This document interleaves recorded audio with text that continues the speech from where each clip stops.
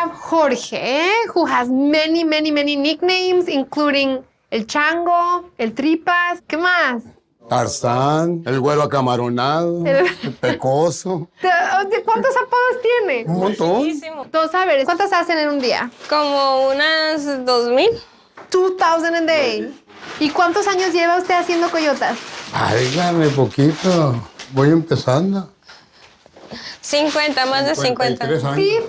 53 years making coyotas. Así es. Oiga, ¿y usted come coyotas? ¿Le gustan las coyotas? Claro que de lo que por supuestamente que no. Enséñeme cuál es la técnica. Quema, no quema. ¿Qué hago? Levantarla Ok, para atrás, pero no Así ponga la se- mano dura porque se engarrota el tubo y se le cae la ok, charola. ok, Con el brazo suelto. ok. Ya. Ay, que balancear. Pero Está no. super balancing act. ¿Y ahora qué voy? Está pesada. ¿Puedo acercarme Agarre la otro charola poquito con más? la mano así. No, que con Y luego, aquí, ok. Ese es el chiste. Uy, this is still hot.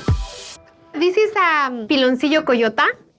And it's her favorite. Es su favorita también. Uy. Oh, you can hear the crackles. Como que quiebra, so it's nice and... el piloncillo adentro. ¡Qué rico! No, y aunque come de todas maneras. Con el turbia. Vamos a Super ver. flaky. Vamos a ver tan buena.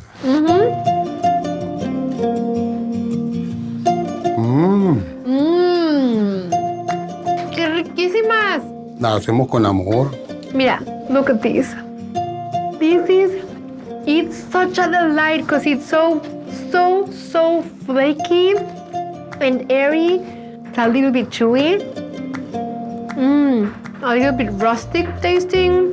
A little bit tangy. It's so delicious. Gracias, qué rico. Thank you.